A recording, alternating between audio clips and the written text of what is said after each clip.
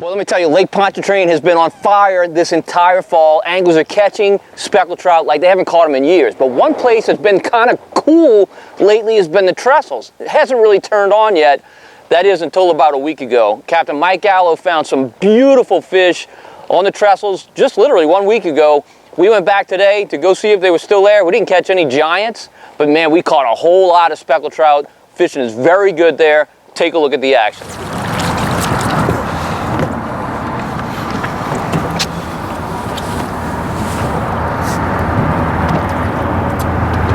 Sometimes I think that's a clue. You know, I'm doing those short hops and I think I missed one. You know, that thing must have jumped 6 foot when I set the hook, and then he bit it. So that could be a clue. Don't go back to your standard hop, hop, hop. You might want to put a big one in there every once in a while. When I have a strong current, I like to cast directly behind the pilings. Today we don't have that big a tide range, 3/4 of a foot. So I'll cast anywhere close to the bridge. I try not to cast under the bridge. A lot of snags under there, pop your line. But I'll cast close to the bridge. When my lure hits, I don't engage my reel. I want it to sink straight down. And then what I want to do is hop it up a couple of times, 2-3 times, whatever the pattern happens to be for you, and gather my slack at the peak. And then as the lure is settling back to the bottom, I have a tight line. After it hits the bottom, I may let it sit 3-4 seconds before I repeat. And it's that simple pattern over and over and over. The mistake I see people make, they get a little excited. They hop it up 3 feet off the bottom, let it settle 2, and then hop it again. And the fish are definitely down on the bottom. So it's very important to maintain contact with the bottom. Sometimes I'll drag it once I get to the bottom, just to make sure I'm there, and sometimes they want to bite it dragging on the bottom. Boy, is that perfect.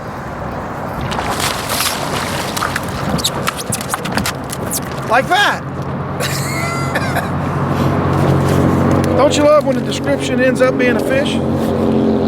All right, what do the bites feel like, or what are they feeling like today? It's a subtle tap.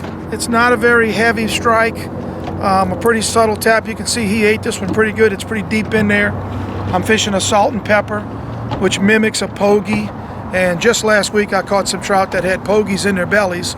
So I use that as a reference as to what color I want to try to use. It's a light color, which will also mimic white shrimp. And I'm using a 1/2 ounce jig head at this time. Pretty Lake Pontchartrain speckled trout. Just missed, man.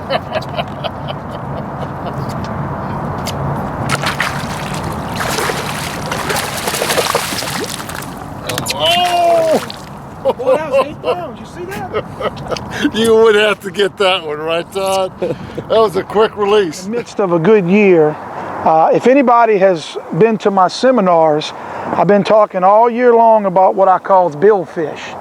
And this was a small tropical storm that hit the east coast of Texas in the 3rd week of June in 2015. It's not so significant to us as hurricane, but it gave us about a 2-foot storm surge, and we had double-digit salinities in Lake Borgne. 1 week after a trout is born, it can tolerate salinities much lower than 15. So I feel the trout spawned a little closer, and the young larva trout grew up in Lake Borgne, and now we're reaping the benefits of it. Those fish are anywhere from 13 to 15 inches, and they're coming in for the fall, eating everything in sight, kind of stocking up for the winter, and we're trying to catch them all and stock up for the winter. So most fishermen pay attention to the weather a week ahead of time when they're going to go fishing, and I saw this tropical depression happen and the salinity higher. They put water on my dock there at the lodge, and I just thought, I wonder if that's going to make a difference the following fall, and it has. So it's been a good I guess validation of my theory. Lots of bait in the water, still got a lot of pogies and shrimp in the water. I saw rain minnows in the lake just a couple of days ago, so still plenty of bait in the water. Our water temperatures are still, I guess you would say, warm for it being the 2nd half of November. We're just getting to the 60s, high 50s as far as temperatures. Yeah, just a week ago yesterday, Hackney and I were filming for Sportsman TV, And we came to the bridges, and I hadn't caught any. I fished the afternoon before, catching some 13 and 14-inch fish. We hadn't caught any sizable fish, but that morning we came to the bridge and we caught some really beautiful fish. We had 11 fish ranging from 19 to 24 inches. Beautiful speckled trout, and there was a bunch of fish that were in the 13 to 18-inch range. I think we caught maybe 30 altogether. It was a good trip. We only spent maybe 3 hours fishing the bridge when we were filming. Well, earlier in the fall, when the shrimp are still heavy in the lake, they tend to hang out in those grass beds. They like to get in those grass beds and hide from the fish, and of course the fish are going to be close by. So prior to the cold fronts, we were catching fish along the perimeter of the lake, in the grass beds, in different canals that had grass in them. And now that the shrimp are starting to pull out, and we're catching them in all the main byways leading out as the shrimp are leaving. And that'll probably continue maybe another week or so if we continue to have some cold and push the shrimp out. And that'll just make the bridges even better, because the fish will then settle in on these bridges and feed on finfish that are going to be structure related. Shrimp, unfortunately, are not structure related. They just roam throughout the estuary. So that's going to be a big plus. I think we're going to have a fishing season that lasts deeper into December than what we've had in past years.